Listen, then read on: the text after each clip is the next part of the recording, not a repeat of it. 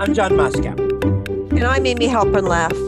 Welcome to Ethical Schools, where we discuss strategies for creating inclusive and equitable schools and youth programs that help students to develop both commitment and capacity to building ethical institutions.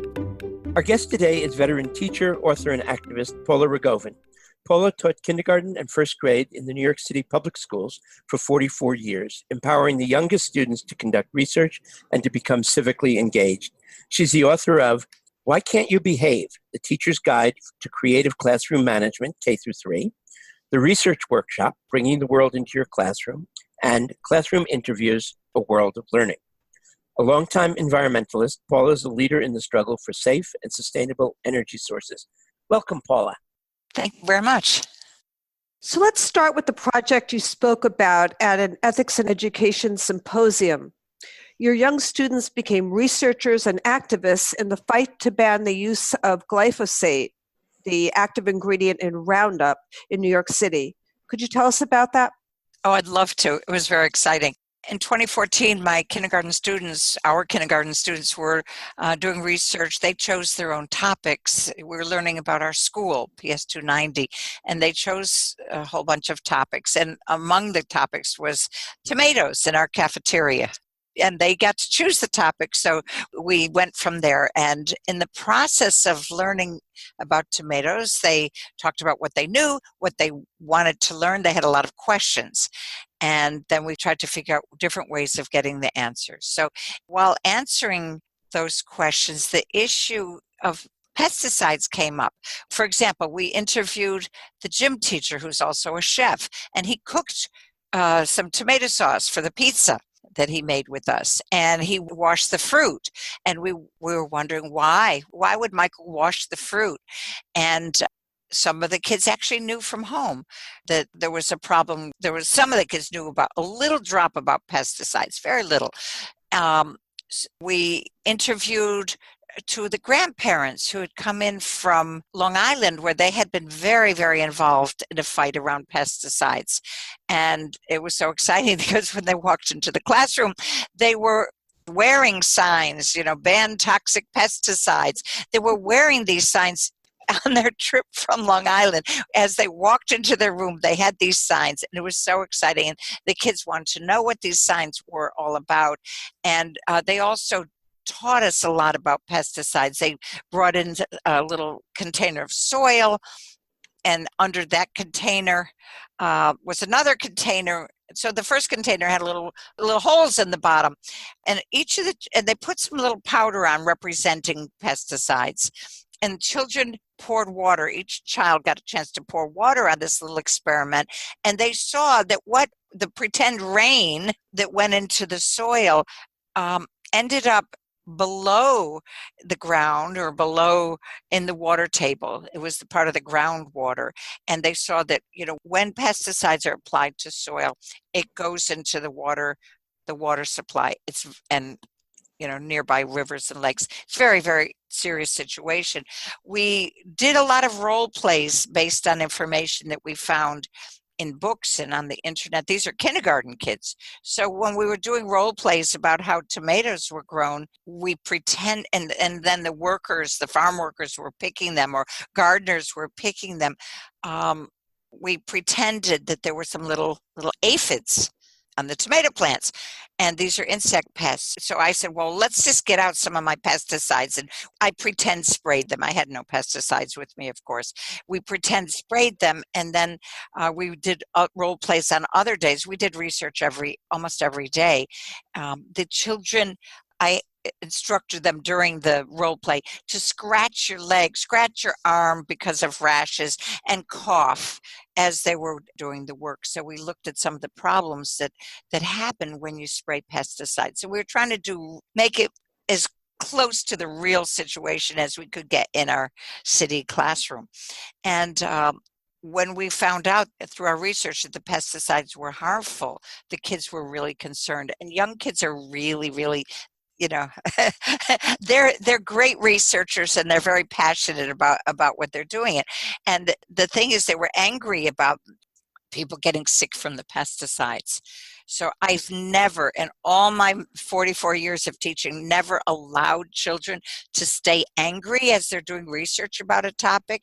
You know, we've studied about child labor, we've learned about many other topics, and apartheid, I don't want them to stay angry. And I feel that the best way to deal with it is to be proactive. And so we talked about what can we do? What can we do to stop the use of pesticides in growing food? And then we did a whole new part of our research, and we read children's books. There's one wonderful book, Molly's Organic Farm, that has some of the animals that are used, insects such as praying mantises, ladybugs, and so on. I brought in my tomato plant from home, and right next to it was a marigold. Marigolds are used a lot in gardens because they stink, and aphids, insect pests like aphids, don't like them. So we learned about alternatives to the use of pesticides. I didn't get into, with the young children, I didn't get into all the details about, them causing cancer and so on. We talked about them as being very bad for people's health and the animals that live in the area where the plants are grown. So then one day, and I'll get to my point of how this got resolved. One day, Councilman Ben Kalos, councilman from the Upper East Side where our school was in our school, and I told the principal, bring him into our classroom. And he came into the room, and the kids were so excited about their research, and they were very angry about the pesticides. And they said, well, they had learned from the two grandparents who came in how they worked on getting, I want to go back a little bit here, Amy, if I can. The two grandparents who came in talked to the children during their interview about how they were trying to get a law passed in their community in Long Island. And we had a room full of parents who had come for the interview too. We always invited the parents and other family members. So when the two grandparents came in, the kids were saying, well, what did you do? How did you get a law? And they said, well, first we wrote to the lawmakers. So we acted that out. And so we didn't get too many lawmakers. We had some kids who were the lawmakers. We didn't have too many lawmakers who were interested. Then the kids asked, well, what else are you doing? What have you been doing in Long Island? They said, well, we call the lawmakers. We tried that. Didn't get too far. The kids said, well, what else did you do to get a law passed? And they said, well, we marched. And literally, we all got up and we marched, parents, grandparents, everybody who was in the room. We marched around the classroom. Ban toxic pesticides, use only nature's pesticides, pass a law. And it didn't work. So the kids said, well, what did you do next? Well, we did it again, and we marched. We had more people coming out. We had more and more people who got involved. And so we kept marching around our classroom. It was really, really, really very exciting. Based on our interviews and our role plays and the books we read and all our different ways of gathering information about this, the kids wanted to do something about it. And so they made a list of what we could do. We could put up signs. We could write about it. They love to write, kindergarten writers. And then they said, could we write a play? So because we'd done other role plays and we'd written another play. And so, of course, so we sat around. This is a sequence of days. It wasn't just one day. It went on for months. And so we wrote a play. I took it home and kind of reworked it so it would have a little oomphy in it and, some little rhyme in it. So, these are kindergarten kids. You want the words to go right inside so they can perform their play. They did the play for parents at night. We had a family celebration. They did the play for the whole school. So they were doing a service to the whole community by teaching people, hundreds of people, about pesticides and why they're bad. We didn't specifically talk about Roundup, but they learned the word glyphosate, which is one of the ingredients of Roundup. So when the councilman came to our classroom, Councilman Ben Kalos, who represents the area near our school, the kids were so excited. He said, come to City Hall. So we took the subway, and a month later, we went to City Hall. The kids, these are 5 and 6 year olds, they were dancing around the empty council chambers. And he called them over and he said, "Well, do you have any questions?" So they asked a bunch of questions about, what they do at City Hall. And then he said, and he looked very serious, "What can I do for you? Is there anything I can do?" And they started chanting, "Ban toxic pesticides, use only nature's pesticides, pass a law." And they kept dancing around and repeating it and singing it and chanting it. And he looked at them again and he said, "I promise I'll try." And so what happened was nothing initially. But during that period of time, the subsequent period of time, the World Health Organization declared glyphosate a possible carcinogen, which gave the council member and his legislative aides the tools and the information necessary to introduce the bill. Hey, if it causes cancer, we have to outlaw it, we have to ban it. And other toxic pesticides. So a year later, he called the school, called the principal, and said, "Can we have a press conference in the schoolyard?" And the kids from the year before came, the grandparents, parents, the current class, and he announced that he was introducing a bill the very next day, Intro 0800, which would ban toxic pesticides like glyphosate, like Roundup, in New York City parks and public spaces. And then we were so excited. The kids were thrilled. It was so empowering. But there's some problem when you're trying to get laws passed. There's a whole process to get the law passed. Actually passed, you need co-sponsors and a hearing and all that. And I tell you, it went on and on for a couple of years with no progress, despite the nudging of myself and some environmental groups. And then in 2017, in August, I got a note that they're going to hold a hearing at City Council. It was Corey Johnson's health committee at the time. He's now the speaker. And he held a hearing. And we wrote a short play from all my classes back to 2014. And we had 60 children with all their permission slips, and about 60, 70 parents, grandparents, babysitters, and others. And we took the subway down to City Hall. And the kids performed a skit. They let us in with all our signs because these were little kids. You're not allowed to bring signs. You're not allowed to bring signs in City Hall, but we got escorted in by our councilmen, and these were little kids, so we did it. And it was so exciting. The media was there. It was great. The kids were interviewed. Parents, grandparents were interviewed. And so that was really, really exciting.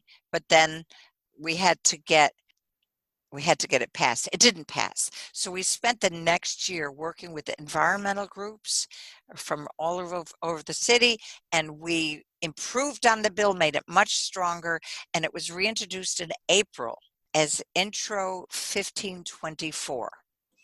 And the meeting I had today with the legislative aide to Councilman Kalos and a whole bunch of other activists around the city, not a big meeting, is like the last push to get the 34 co-sponsors we need before it will be a hearing will be held. This is exciting because these kids are now, the original group is now in 6th grade, but we're still in touch, and I'm still in touch with their families.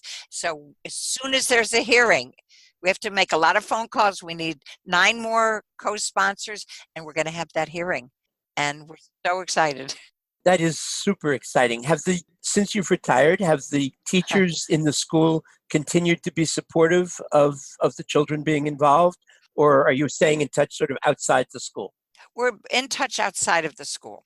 By the way, during that period of time, we had a parent forum at the school with researchers on this issue and advocates from the Beyond Pesticides, and we had parents who participated in the forum. I think parent involvement is the most important, critically important part of all the work that I did.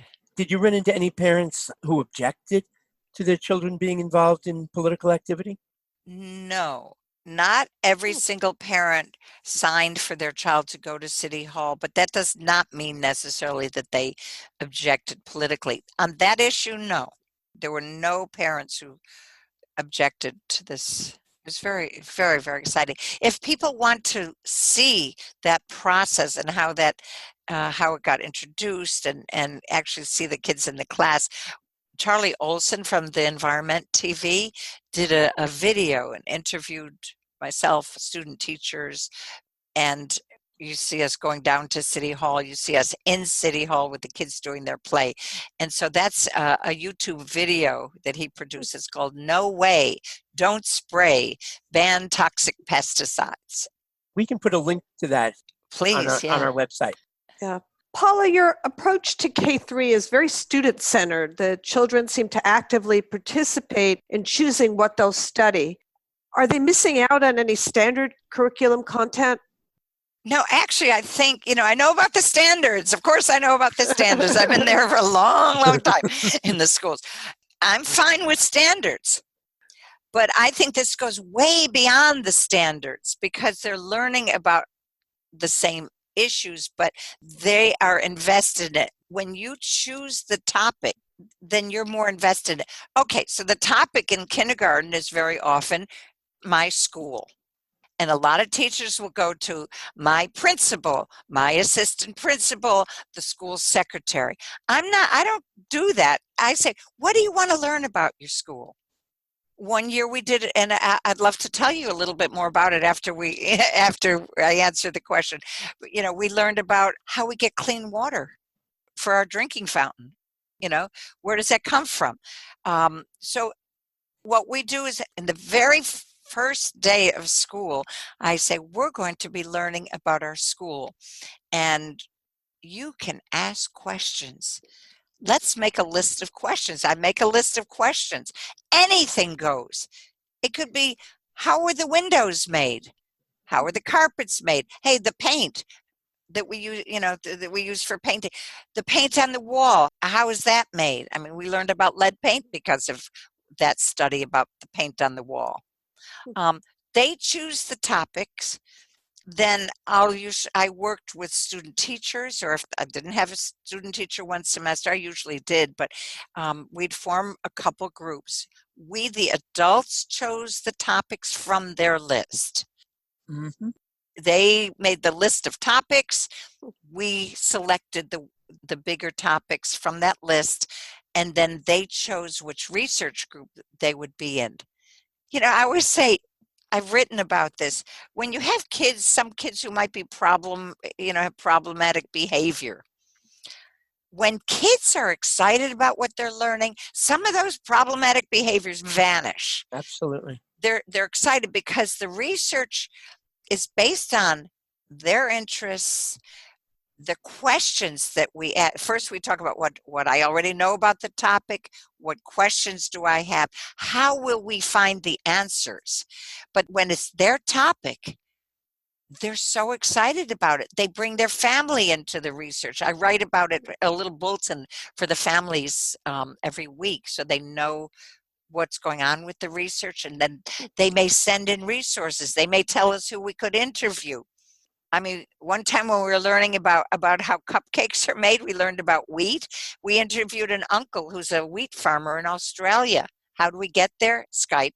We interviewed a wheat farmer who's a third cousin of one of my kids in Nebraska on Skype. Wow. So, yeah, the kids were so invested in it, and they'd often bring their research home.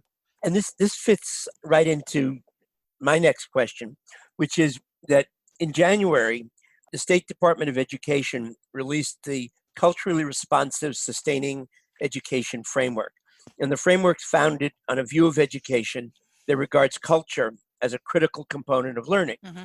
Multiple expressions of diversity, including race, ethnicity, gender, language, and sexual orientation, are regarded as assets to be recognized and cultivated. How can early grades teachers support the framework's objectives? Well, I think it has to evolve from, I like to have it evolve from the research. So, for example, when we were doing research about how cupcakes were made, it's such a weird topic, but if they're cupcakes in your school, perhaps in your lunch bag or they're at home, it's a legitimate topic. So, how do you make it culturally relevant?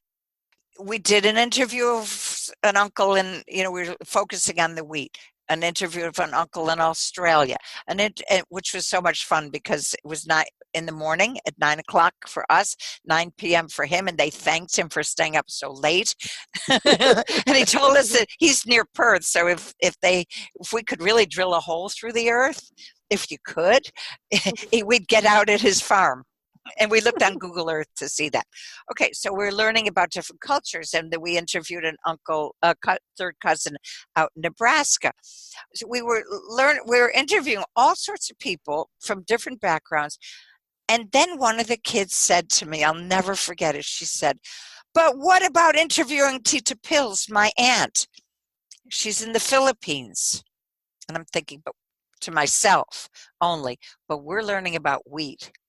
I don't know if they have a lot of wheat in the Philippines. So I did a little bit of research at home about it, and I said, let's ask.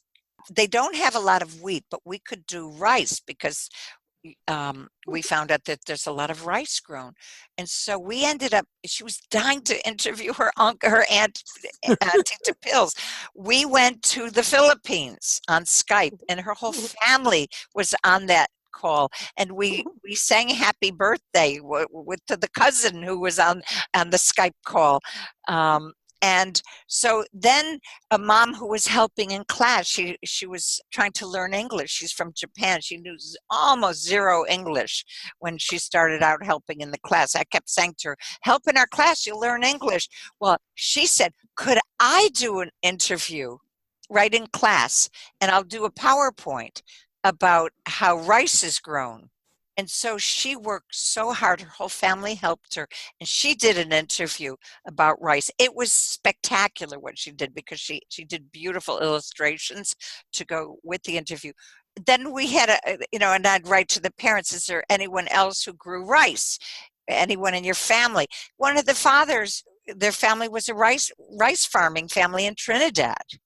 So instead of it being like, here's we're going to study about this culture, this culture, this culture in a kind of like very formal way, it evolved from the research because I was conscious and the student teachers were conscious of trying to make it evolve through interviews, through literature, through poetry, any way we could bring that topic and make it culturally relevant. One of the things we found was that some rice farmers use tractors. In the Philippines, they were using a water buffalo. That was interesting. So we started doing a survey. What about in Trinidad? Did they use tractors or water buffalo? In Japan, they never use water buffalo. It's like a more advanced technology. And so we were learning even about water buffaloes and tractors and technology. But it evolved from the research. Wow. Yeah. And it was fun. It was fun too. Yes, it definitely sounds like it's fun. Sure. Paula, how do you encourage these young students to begin thinking about the ethical implications of their actions? What they wear, what they eat, those sorts of things. Little kids are passionate little people. They're passionate people. They are people of justice. Parents will tell you at home, they can be pretty tough on their parents sometimes. But on Yes. social issues, they can be so passionate and so determined. On things like what clothes we wear in class and that kind of thing, we play that stuff down. Those things, I try to make them very unimportant, very minor issues, because we have important things to do. I want to just give you a little a little story from today? Can I do a Of course. quickie story today? When I went to the meeting today at city with the city council members staff, I didn't know which way to go after I got out of the subway. I was trying to get to Park Place. I walked up to three construction workers and I said, which way is Park Place? They said, aren't you the teacher? These are random construction workers. Aren't you the teacher? Aren't you the one who brought your class to meet us? And we were all screaming. We were screaming with joy. It was so exciting. You know, construction workers work on different projects. Well, our students, I've always studied with my students about construction workers. I want them to value the people who build our buildings, our city, our subways. Well, they were building the 2nd Avenue subway around the corner from our school. 82nd, our school's 82nd between 1st and 2nd.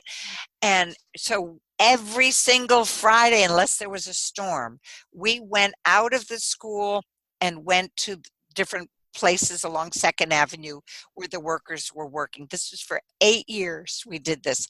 We interviewed the workers. Lori, who was up on the gantry crane near our school, way up high, she would either use her walkie-talkie or just come down and talk to us. We learned about union issues. We learned about safety stuff. You know, like workers were wearing the hard hats, and they'd always show us their gloves. They'd show us their goggles, and they showed us their safety boots, and they even let us step on their shoes. Even me, I stepped on their shoes many a time to see how safe they were because they were steel-toed boots. So we learned about safety. We looked at the work of Fernand Léger, the French artist, and the workers in all his construction pictures had no safety gear. No, sometimes they didn't even have a shirt on, but no hard hats. And so we tried to think about why weren't they wearing safety equipment, safety gear? And we had to figure out about that, because these pictures were done before workers were required to wear safety gear. And then we spent time thinking and doing role plays. How would you get a law or a regulation so that workers have to wear safety gear? You know, and when we studied about lead paint, when we were studying about another year, when we were studying about the paint on the classroom wall, somebody told us some paint has lead in it. We had learned about the paint we use for our paintings, and we made our own paint from beet juice and turmeric and all sorts of things. But the paint on the wall has other ingredients, one of which used to be, of course, lead.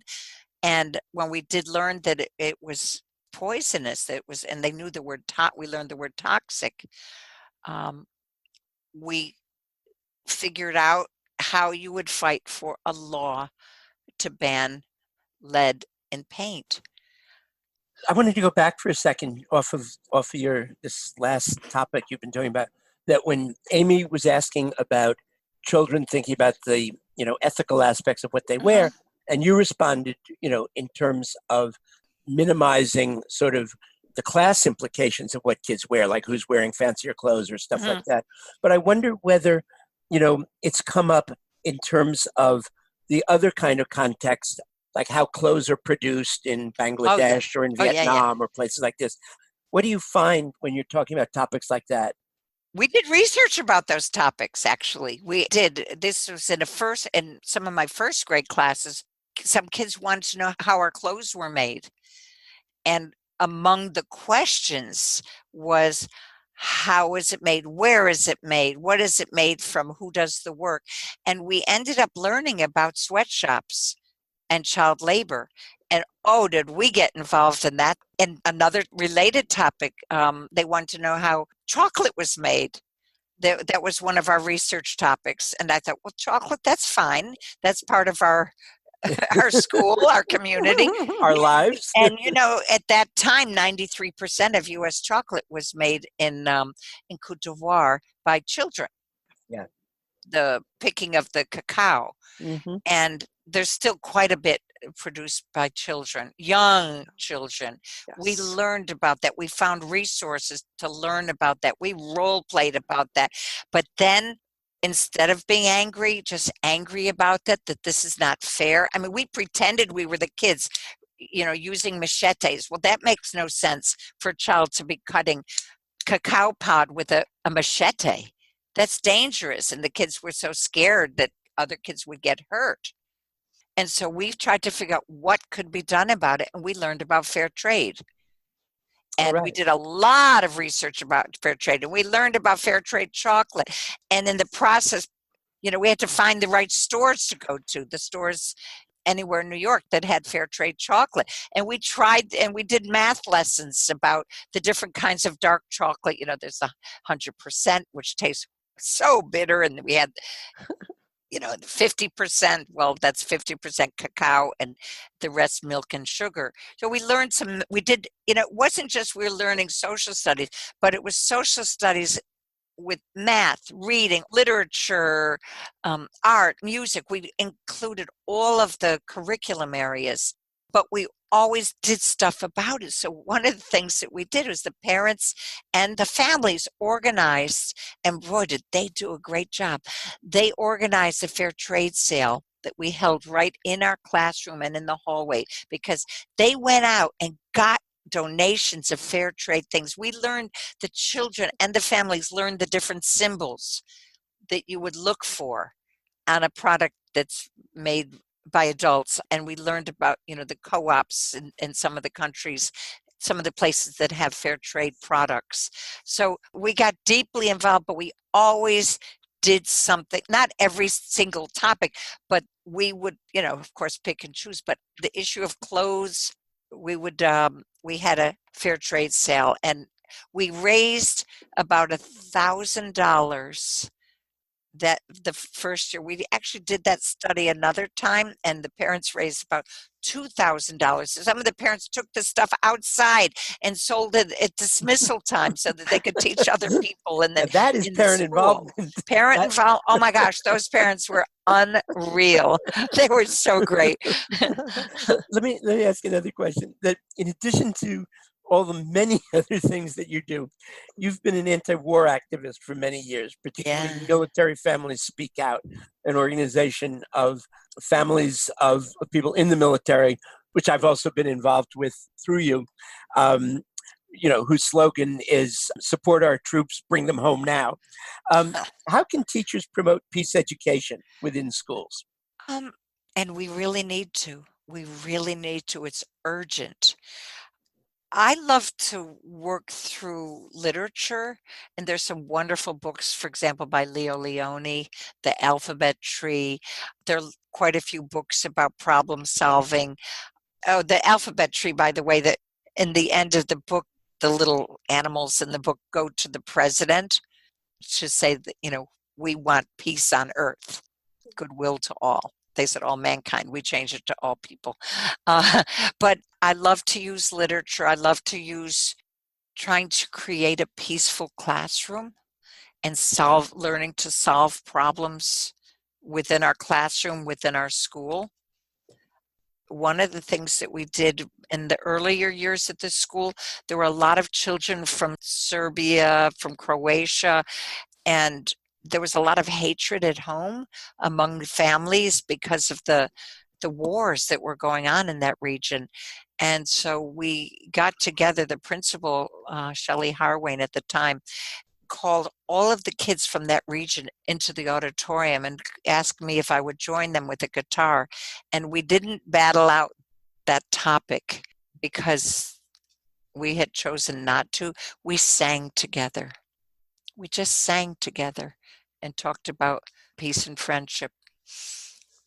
So, Paula, in 44 years, you've worked with many administrators within schools, right? And many chancellors in the old Board of Education and now the Department of Education. What advice would you give new teachers on surviving with the New York City school system? My mother, who had been a teacher for many years in special ed, she said, do your job well. Do it well. Do the very best that you can, of course. So that's one thing. If you have requirements, you have to do them. But if you look at your schedule, what can you take out of your schedule? What can you tighten up? So, for example, I never had a morning meeting in all those years, and after the first few, because that saved me at least a half hour to 3/4 of an hour that people often take for the morning meeting. We used it for research. I advise student teachers, learn ways to transition your class quickly. If you're going to, finish one activity, what are ways to have that go quickly so that you don't waste time? Everybody's standing in line. You see teachers with their kids lined up for an extensive period of time. So work on classroom management. If you have to teach about something, stretch it. I always say stretch it. So teach what you are required to teach, and then bring in your, the additional issues. Get the support of the parents. That is critically important. Not always easy, but it's critically important. I'm still in touch with parents from 35, 40 years ago because I did so much outreach to involve parents. Parents were welcome to, a lot of teachers hate parents in the room. I loved parents being in the room. Come on in, come. You don't have to make an appointment. Come on in and help. Or we'll interview. Could we interview you? Or do you know somebody we could interview about whatever topic we were studying? So parent involvement is very, very important. Getting the parents to really understand what you're doing and to participate in what you're doing, because then the administration is not as likely to come after you for doing things that aren't exactly according to the script. Sometimes there's pressure from the district or from the city, depending on where you're teaching. I just saw so many principals who appreciated or just let it be. Appreciated what was going on, because when they walked in our room, those kids were excited about what they were doing. Yeah. But I feel for young teachers and for all the other teachers all around the country who are being forced to follow these reading programs that, you have to follow them exactly, or you have to teach for the test. I feel so badly for the young teachers. It's a terrible situation. But what I would say to them is, if you're in that situation, do everything you can to teach well and to create time so you can do some research with the children, some inquiry, teach them poetry, teach them, to love learning, and then to teach them to do social activism as part of their research. Wow. So is there anything that you'd like to add that we haven't had a chance to cover? Well, one of the things that I think is so important is to find ways for social activism to evolve. You can't plant social activism. I want you boys and girls to do this project and help whatever. The best social activism I've ever seen in teaching is when it evolves from the research kids are doing about topics that they want to learn about. And I just want to throw in one that they did when they were learning about how the water from the water fountain and where that comes from. That was a several months study, and we were learning. We used the Magic School Bus book. We acted it out. We made our own reservoir. So a lot of things. We learned about how the water treatment plant works and so on. And then when Hurricane Maria hit, and the water supply was ruined, we talked about what could we do to help people in Puerto Rico get clean water, because it seemed like from what we read in the newspaper that the government was not helping people very much to get clean water. So what could we do? And the kids took their journals and invented things based on what they knew, because they know that the water treatment plant has filters, and we played around with filters. It has some chlorine, it has this and this and this. So they invented stuff based on what they knew. And I said to them and the student teacher, I wonder if there's anything like that that we could give to the people in Puerto Rico. And I knew that there was, and my student teacher knew that there was, but we had the research group look it up and try to find out if there's anything like that. And there is. It's called a life straw. So what we did was we found out where we could get them, and we had a school-wide fundraiser. We involved a few other classes, and we raised $1,000 and sent life straws to a friend of mine who teaches in University in Ponce, and she and her college students took those life straws to a school up in the region that had some pretty wicked bad flooding, and the principal distributed the life straws to families, and the college students did a huge art project with about 250 students in that school. So teaching children to be socially responsible. I'm not learning this just for me. I'm learning it so I can help make we can help make a better, it's a we can help make a better world. Wow. You've just summarized ethical education in one sentence. Right, exactly. Well, thank you so much, Paula Rogovin. You're so welcome. You could tell I could probably go on a little longer, quite a bit longer, because in 44 years we did so much of it, and I encourage people who are either going into the field of education or already in, stay with it. If you really can't do these kind of things in your school, and you tried to work with others in the school, and you try to be friends and work with people in other schools also. There are educational groups that you can work with. And, if really, really it's not working out, then do a little research and find another school. If people are in graduate programs and you've met some people who are socially concerned, or teachers at the school who are socially concerned, stay in touch with them, because you need to lean on each other when things get rough. It is not easy the way things are set up right now in education, but even if you do a little bit, that's fantastic. Thank you again, Paula. And actually what you just said is a lot of what we hope to contribute to in building a community with this podcast. So thank you, listeners, for joining us.